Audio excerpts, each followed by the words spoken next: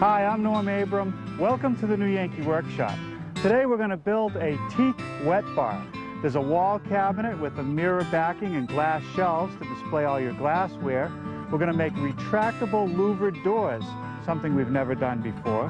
The base unit has room for a small sink, plenty of room for an ice maker, and all your other storage needs. I'll show you how to build one next, right here in the new Yankee workshop. The new Yankee workshop features the craftsmanship of Norm Abram.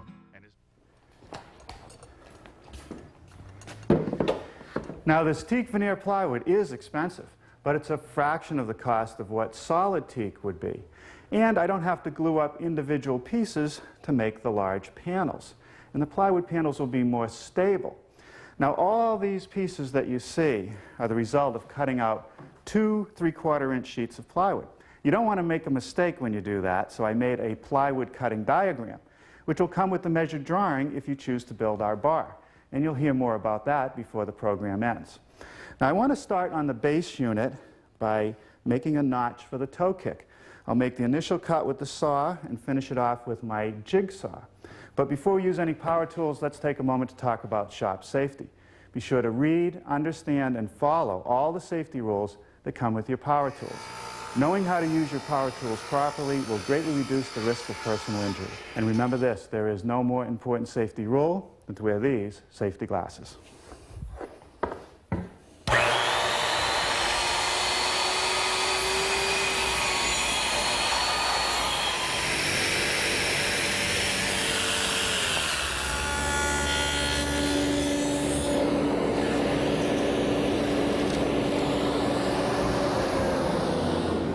Just made a rabbet along the back edge of one of the lower sides, and that's to receive the back of the cabinet.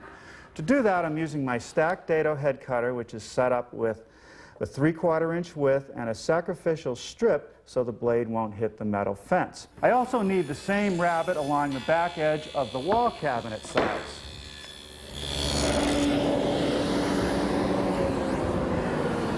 I've just formed a rabbet in a narrow strip of plywood which is going to go between the sides of the base unit.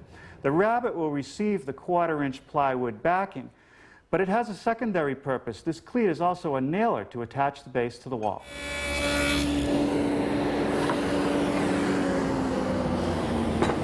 Now that's the dado for the bottom shelf of the base unit.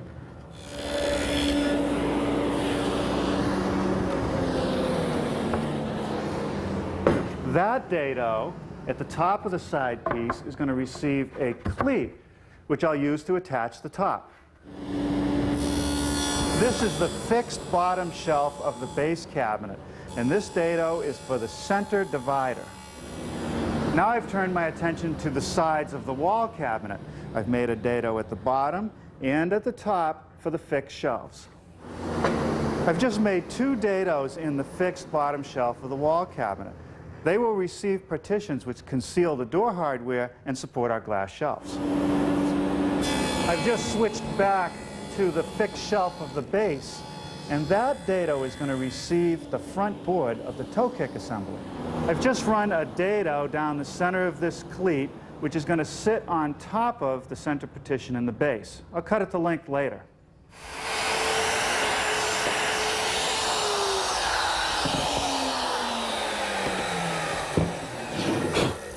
Using my router and a jig, I'm able to make a series of holes which is going to receive the clips to support the shelves. The jig has holes 1 inch on center, and a collar in my router fits into the jig, and a 1/4-inch bit does the work.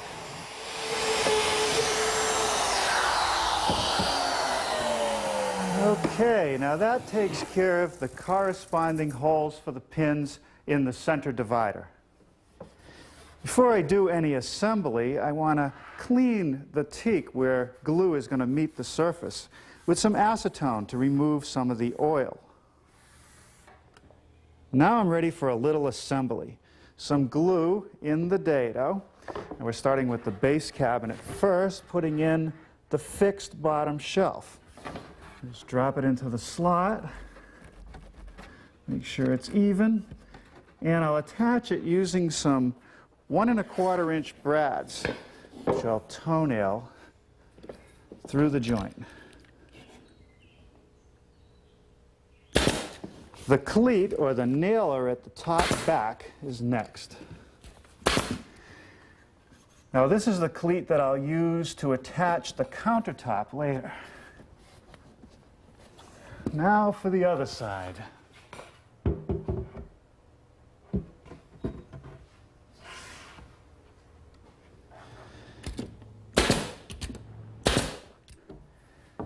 Now this piece of 1/4-inch plywood is the back, and that gets glued in place. And that adds incredible strength to the carcass. It stops it from racking.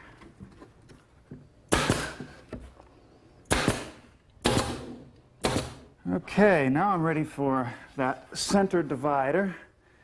Goes into the dado of the bottom shelf, and nail that in place. And finally, at this point, the cleat that sits on top of the center divider. Nail that in place. The wall cabinet is assembled using the same techniques that I used on the base.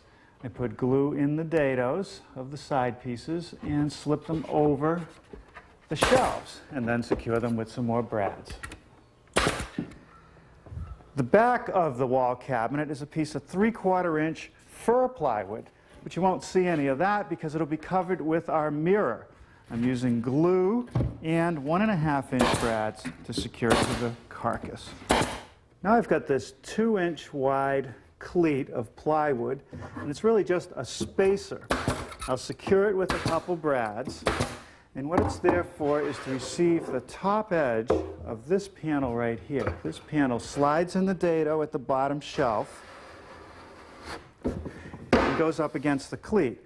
That'll conceal the door hardware, and also I'll have a series of holes on this side to support our glass shelves. Now I'm starting to work on our countertop, and for that I'm using some nice thick solid teak, 6/4 stock that was actually left over from a job we did a few years ago. I've jointed the edges so that I'll have a nice tight fit. Now I'm cutting slots for biscuits that'll reinforce the joint. Let's put a little pressure on this, but not so much that we squeeze all the glue out of the joint. Let's set this aside to dry and take some more solid teak and treat the edges on the carcasses.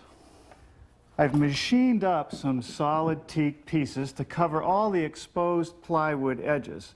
Just a little bit of glue and some brads will hold them in place. Now this is the last piece for the base unit, and you'll notice that I've made a rabbet which fits over the cleats that connect to the front to the back of the cabinet. Just set that in place and attach it with a couple more brads. Now it's going to take a few more minutes to finish up the rest of the face frame work, but tomorrow we're going to make a jig that'll allow us to make louvered doors. We'll make a drawer, and then we'll install all the hardware. I think we'll make it.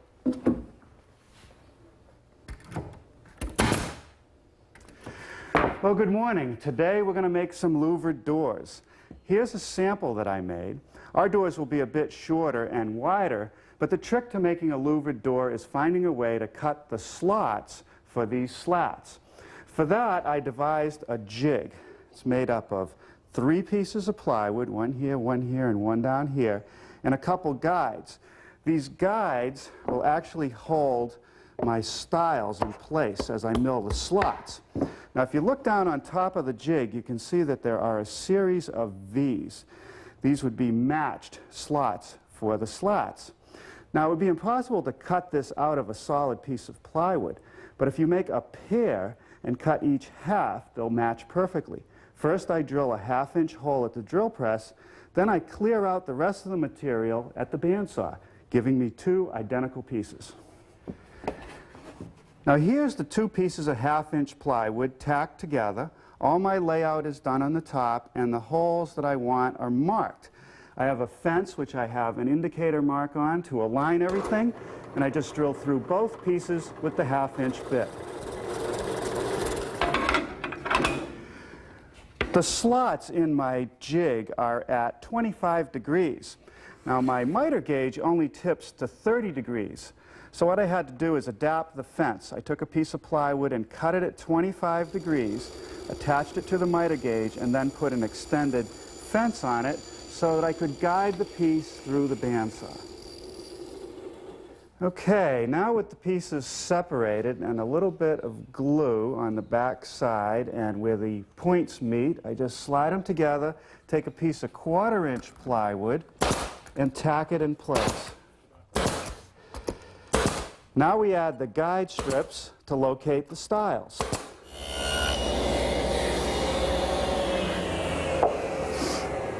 Now I've just run 2 slots that will receive this 1/4-inch strip of plywood, which acts as a guide to stop the router base.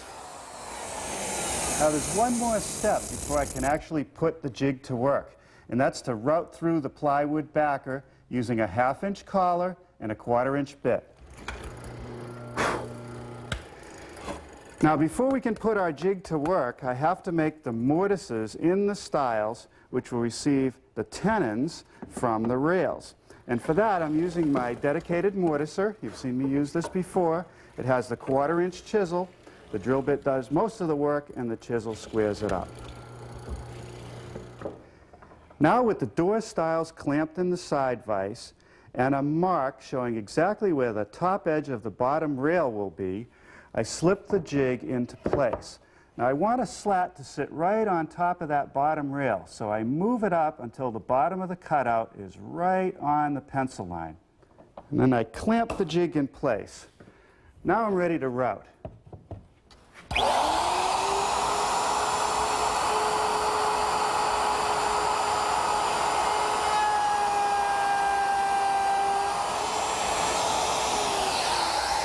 That's all I can get on that side. Now I move the guide strip to the other slot and work on the other stile. All right, that takes care of every other slot. Now I've just got to re-register the jig by sliding it forward an inch, reclamping it, and repeating the process. All right, let's see how we did. Pretty good. There we have it. A perfectly matched set of door stiles. Now it took about an hour and a half to make the jig, but I'd say it's worth it because it only took 8 minutes to make the stiles. Here I'm beginning to form the tenons on the door rails. The first cut is the shoulder cut. With the blade raised, I'm able to make the shoulder cut at the top and the bottom of each rail.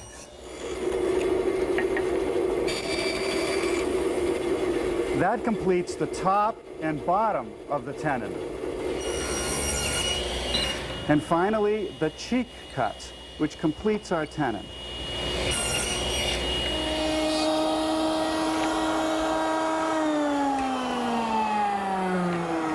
The material for my slat starts out as 1/4-inch thick, 1 1/8 inch wide square stock. To round over the edges, I'm simply using a 1/4-inch diameter beading bit. Here I've beveled the top slat to meet the rail at 25 degrees. Well, now for some assembly. I've put glue in the mortise and tenon joints of one side, and now I just put the slats in dry. This one is the beveled one to meet the top rail. The others just slip in. Now I can slip on the other stile, and it takes a little bit of patience to get all those slats lined up.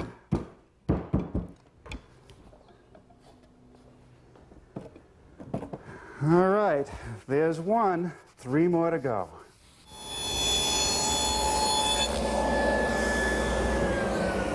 Now I'm ready to start building the drawer. And it's going to be made up of 1/2-inch plywood with an applied teak front. This setup allows me to make a groove in the sides and the front for the plywood bottom. That dado is going to receive the back of the drawer. The sides of the drawer box are going to be joined to the front with dovetail joints. I've cut the tails in the side piece. Now I'm going to flip my jig over, mount the front on the top, and cut the pin.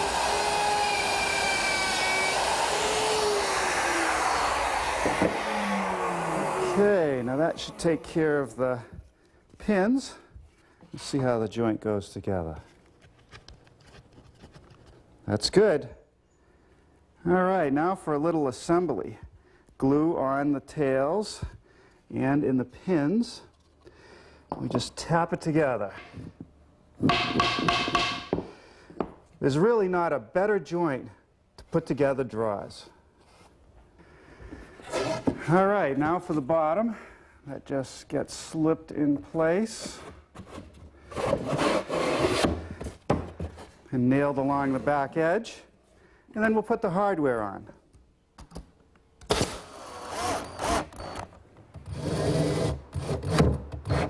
Okay, now that takes care of the corresponding track that goes in the case.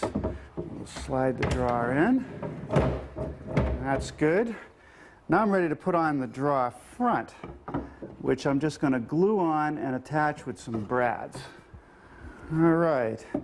Now I'm just going to take the drawer front and put it up against that box. Take a spring clamp and clamp it, and when it's perfectly centered between the rails and stiles, attack it with some brads.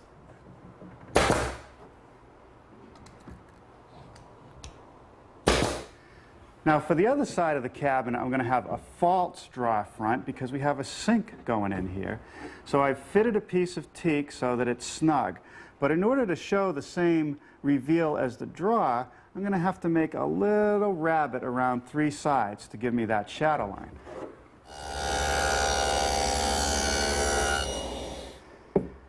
These plywood blocks will allow me to permanently attach the false front.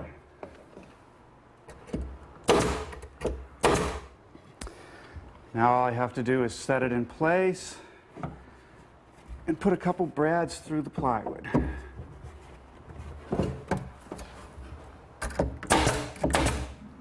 Well, now I want to finish up the toe kick on this base unit, and I'm putting a couple pieces of scrap plywood in the groove that I made earlier. And that's simply a backup so that the toe kick can't get pushed in. Those pieces are just glued in place, and then I'll apply a little glue to the cleat and install the toe kick piece.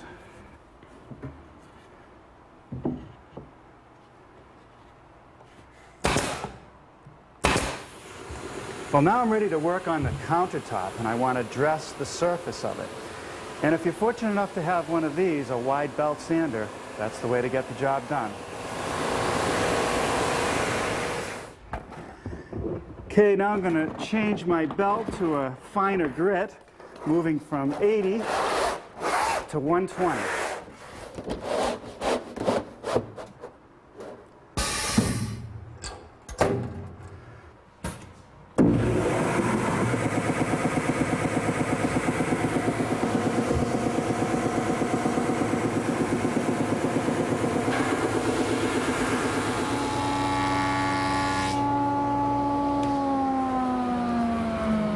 I've just jointed one edge so that it's straight and square. Now I'll rip it to width.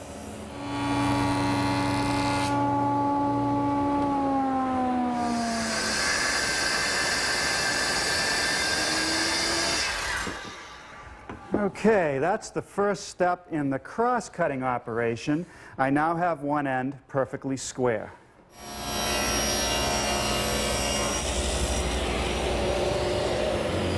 Okay, that makes the other end square. Now if I spin it around and trim off about 1/8 of an inch, I'll have the other end perfectly smooth.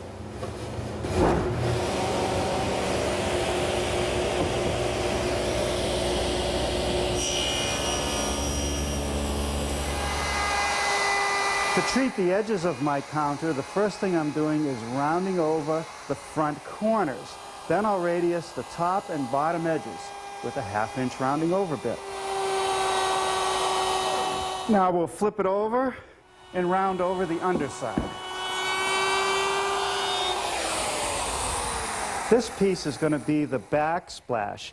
I rounded the top corners, and now I'm just putting a radius along the front edge with the same bit I used on the counter.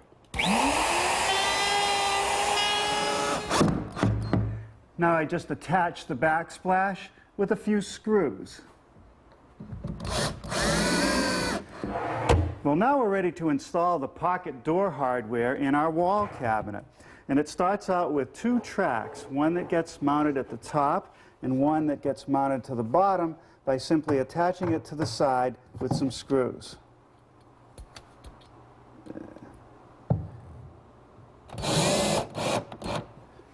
Now they tell you to join the top and bottom tracks with a strip of wood. I'm using some plywood that was left over, and attach that with some screws.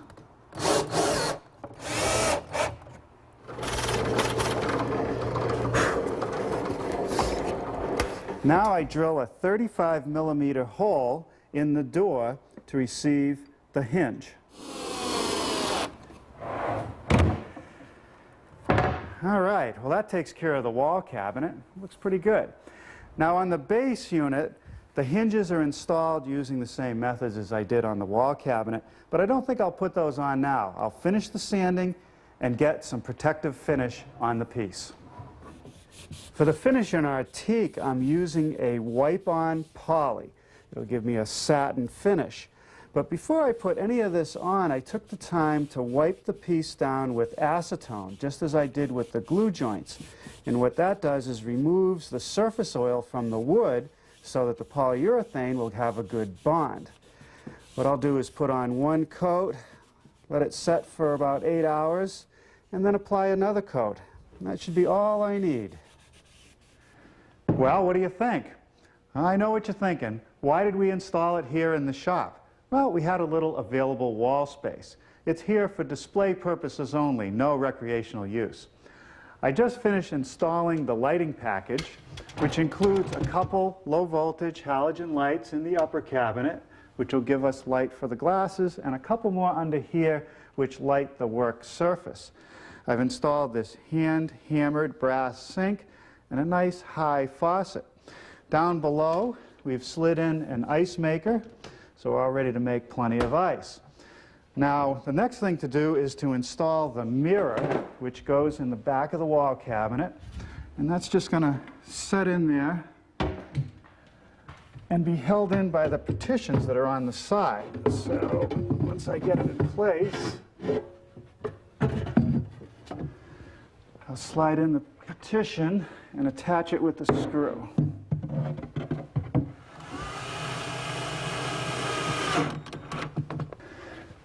Okay, now the one that goes on the other side.